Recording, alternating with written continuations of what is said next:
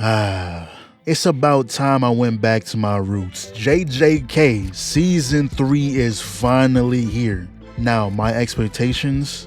I don't know. The Shibuya arc is sitting very high. That season was back to back to back non-stop action. Gave us no breaks. I'm going into season 3 completely blind. All I know is that my GOAT shows out in this. That's really all I'm waiting for. But until then, we can see Yuji get his ass beat. Yuta wants that man dead. Though we also got a lot of news, like Geto is alive, obviously, or Kenjaku, whatever you want to call him. They also believe Gojo was an accomplice to the Shibuya incident, so anyone who tries to free him, it will be seen as an act of crime. The principal is now sentenced to death for quote-unquote urging Gojo and Geto to commit the Shibuya incident. What? That is the craziest stray I've ever seen. They just trying to take out niggas they don't like. I don't remember seeing that man for more than 2 episodes, 6 minutes of runtime max. And finally, Yuji had a suspended death sentence. Gojo was able to delay it, but they don't fuck with him no more, so they want Yuji dead again. Now, before we continue, let me make something clear for the new people here. Yuji bumass will be getting slandered. The regulars, let them know how it gets. And no, I don't hate Yuji as a character. I hate the people who hyped him up to be a hand-to-hand fighting demon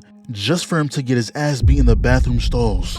So until he does something that impresses me, he will be on fraud watch. So with that out the way, yes, I do feel bad for him though. I can't imagine going back to daily life knowing your body was used to destroy a whole city. Technically, it's not his fault. Sukuna was in control, but all those people who died, the last thing they saw was him, not Sukuna. They don't even know what the fuck a Sukuna is. So what he's doing now, I believe after half the city got destroyed, a bunch of cursed spirits now inhabit that area for whatever reason, so he's trying to take them out. He gets a cool 2-minute break max, enough time to get some granola in, and not gonna lie, they confusing me. I thought this area was inhabitable. Whose apartment is this? Fully furnished, living plants, a whole feast on a table, man. Fuck them granola bars, take a seat. It's the least they can do. Facts. And look at Yuji, he swear he nonchalant. The dude gets attacked, no expression. Grabbed out the air, flown through the city, up a building, and the man looks bored. Gets tossed through the building, comes from the top ropes, but something cuts it down. Cameraman, cut back to Yuji.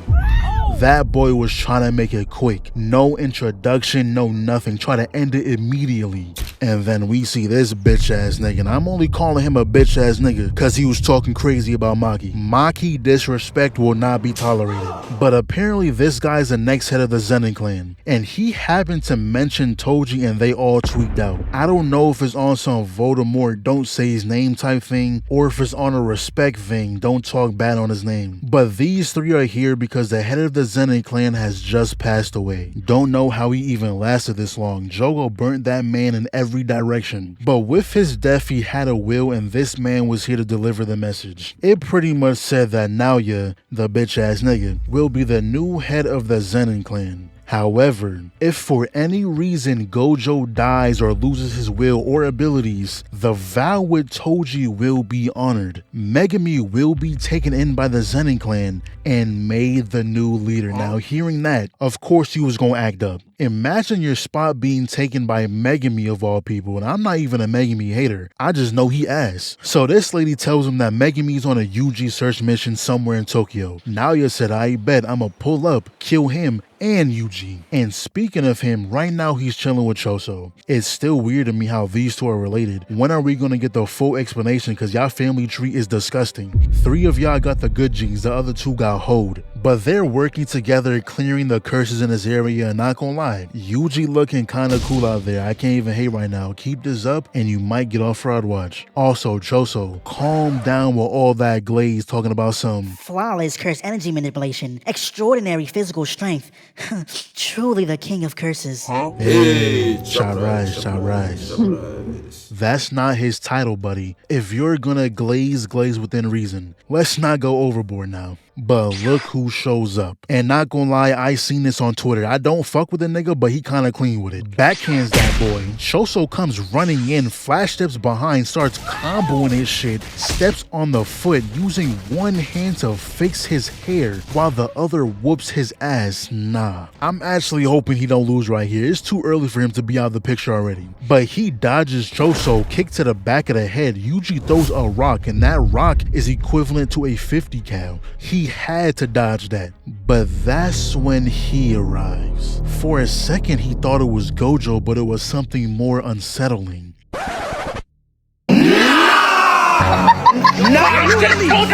And I don't know why they made him look like this. That shit look uncomfortable. Looks like he been holding that pose for 30 minutes and his back started hurting. But Naoya starts talking about some, yo, just so you know, I'm not with those niggas. What? Yo, he pussy.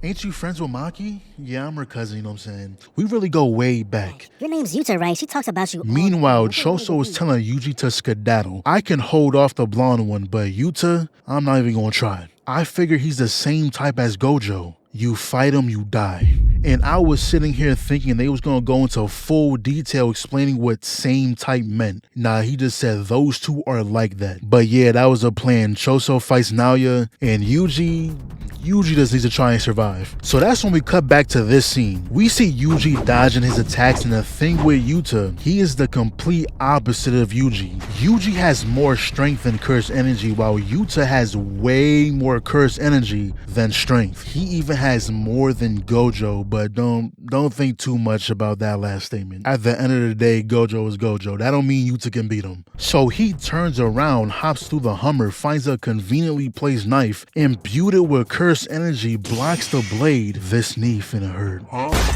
Knife destroyed, side slashed, but he actually breaks Yuta's sword. You know what? Good job, Yuji. But I'm not gonna hold you. The millisecond I get grabbed by Rika, this demon, I am at the top of my lungs. Sukuna, help! I don't give a damn no more. Anything goes. I'ma just hope I can release him from my body again. I gotta even the playing field somehow. But yeah, he stabs Yuji straight through the heart. Euro step, bitch. Back slammed on the wall, straight body shots, and my goodness, Choso, he's beating your ass. I don't even know what you can do right now. He's just blitzing your shit. And y'all know speedsters love this little run around for 10 seconds thing. They always do this, just going around in circles. But this time, Choso channeled his technique into his eyes, boosting his tracking, which, you know, didn't help much. It almost did, but he got stabbed. Then they go in this whole yap session about brotherhood and whatnot until this man summons a blood tsunami. And now you still somehow dodged that shit too. But the blood got through his clothes. Choso was able to harden it, which made him slower, and then proceeds to bomb the entire area. Though right when he was gonna finish this, Yuta pulls up, gave him a mean backhand. And turns out Choso's blood is poisonous to humans, so Yuta said, hey, I'll heal you only if you report Yuji's death to the higher-ups, and I imagine that's exactly what he did.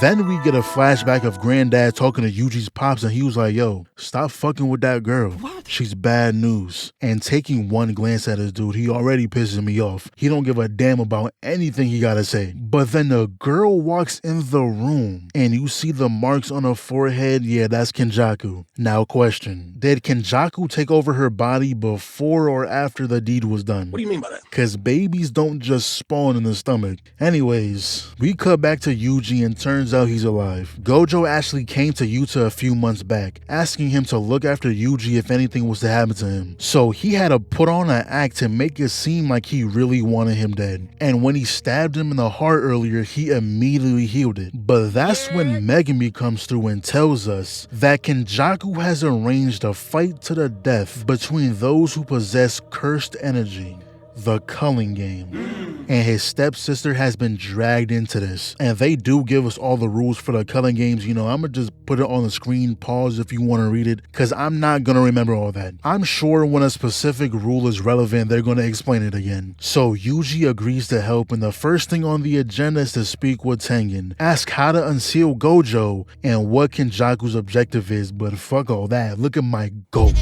And if they make me wait until the end of the season to see her fight, I'ma be heated. But everyone, including Choso, he made his way back, went to consult Tengen, and then it ends right there. Hey man, pretty good start to the new season. I'm looking forward to it. Now, before y'all ask, am I posting weekly? Probably not. I feel like it's better when episodes stack a little bit. The only time you should expect me to post JJK back to back is if it's a Maki episode. Really? Yes, more Maki glaze, that's my goal.